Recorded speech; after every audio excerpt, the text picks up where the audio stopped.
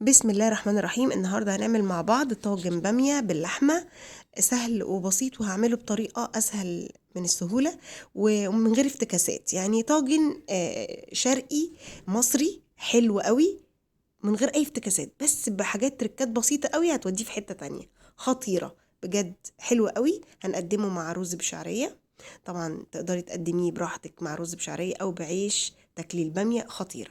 بصوا البامية تحفة، الصلصة لونها حلو قوي، اللحمة دايبة، البامية نفسها دايبة، وهقولك على طريقة تفريز البامية واحنا بنشتغل مع بعض. شايفين؟ بجد خطيرة ولونها حلو قوي، يعني الكاميرا ظلمها. يلا نعمل الطاجن بقى من الاول خالص. على البوتاجاز هحط حله واحط فيها معلقه سمنه بلدي كبيره، او سمنه اللي انت بتستخدميها. انا مستخدمه سمنه بلدي كبيره. خلاص، وانزل معاها على بصلايه متقطعه، واسيب البصل لحد ما يبدا يدبل. تمام. اسيب البصل كده، اول ما يبدا يصفر انزل عليه بمعلقه توم، يعني توم مهروس. تمام. بصوا البصله انا عايزاها اصفر، مش عايزاها تتحمر عشان ما تحرقليش الطماطم. زي ده اللون اللي انا عايزاه. حط بقى كيس طماطم من اللي انا شايلاهم برضو في الفريزر، وقلت لكم قبل كده ان انا بفرز الطماطم، بسبكها واشيلها، بتنفعني قوي. واحط كمان 3 معالق شوربه عليها.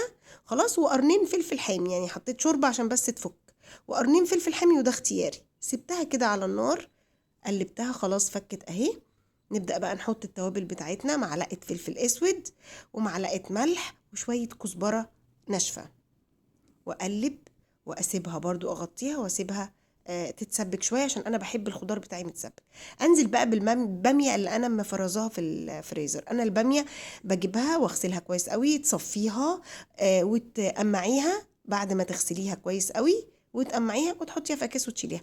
لا بحطها في ميه سخنه ولا بنزلها في ميه مغليه والكلام ده خالص. هي باميه عاديه خالص خضره، وبتفضل خضره، وبتستوي يا دوبك غلوه زي ما انا وريتها لكم، وبتبقى زي الزبده.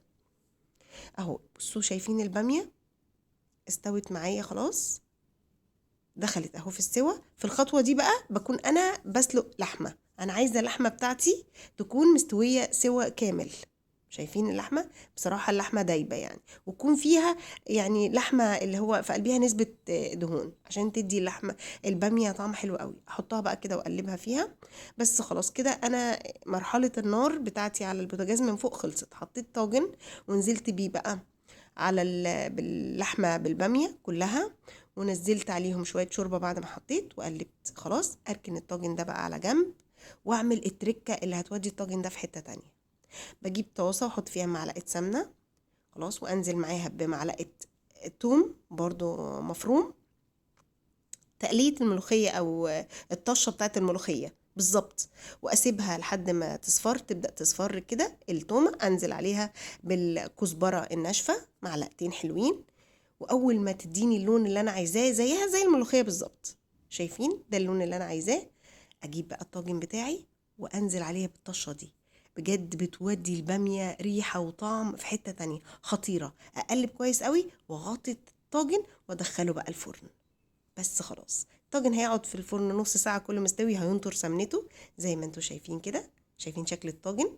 بجد خطير. لو عايزة تحمري وشه تمام، بس انا بحبه كده ناطر سمنته، الصلصة بتاعته تقيلة، شكلها حلو قوي. ابدأ بقى اكون عاملة رز، تكوني بقى هتقدميها بعيش وجنبيها ليمون وشطة وكده. لو عايزة تحطي عليها يعني حاجة سبايسي مفيش مشكلة، انا بحبها كده.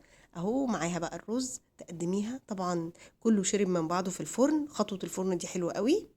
بصوا البامية اهو اللي انا مفرزاها دايبة، واللحمة كمان دايبة.